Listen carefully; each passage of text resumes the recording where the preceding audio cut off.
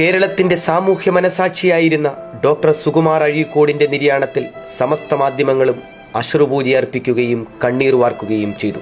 ഓരോ മാധ്യമങ്ങളും അദ്ദേഹത്തിന്റെ ജീവിതയാത്രയിലെ സംഭവബഹുലമായ സംഭവങ്ങൾ എടുത്തുകാട്ടാൻ പരസ്പരം മത്സരിച്ചു.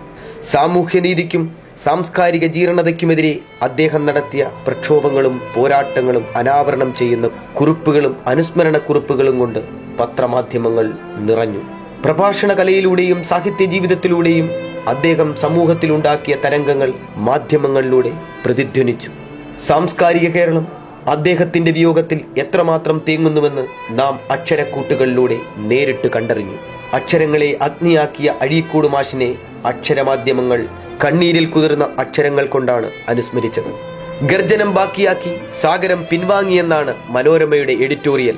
സാഗരം ഉറക്കമായെന്ന് മനോരമ മുൻപേജിൽ പറയുന്നു. അലയടിച്ചുകൊണ്ടിരുന്ന മഹാസാഗരം പിൻവാങ്ങിയതിന്റെ സ്മരണയിൽ മാതൃഭൂമി എഡിറ്റോറിയലിലൂടെ ഗുരുസാഗരം പറഞ്ഞുകൊണ്ട് പ്രണാമമർപ്പിച്ചു. അനുസ്മരണത്തിൽ ഏറ്റവും മുന്നിൽ കൗമുദിയാണെന്ന് പറഞ്ഞ വായനക്കാർ ഏറെയാണ്.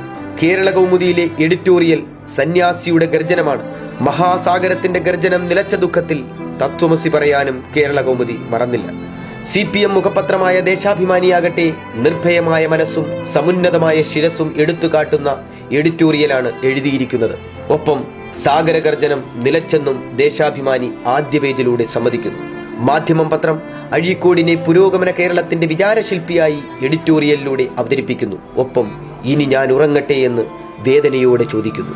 കേരളീയ ജീവിതത്തിന്റെ സാംസ്കാരിക നവോത്ഥാന ചരിത്രത്തിൽ ഇനി ഇങ്ങനെ ഒരാൾ എത്ര നാൾ കഴിഞ്ഞ് എന്ന ചോദ്യം എഡിറ്റോറിയലിലൂടെ ഉയർത്തിക്കൊണ്ട് ചന്ദ്രിക പത്രം അദ്ദേഹത്തിന് വിട അർപ്പിക്കുന്നു.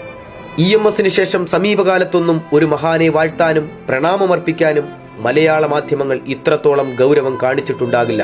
7 പതിറ്റാണ്ടുകാലം മലയാളിയുടെ ആത്മാവിൽ നിറഞ്ഞു നിന്ന അഴീക്കോട് മാഷിന് എത്ര കണ്ണീർ പൂക്കളർപ്പിച്ച് പ്രണാമമർപ്പിച്ചാലും മതിവരില്ല. പ്രദീപ് ഗുരുകുലം, ന്യൂസ് ബ്യൂറോ, പത്തനാപുരം.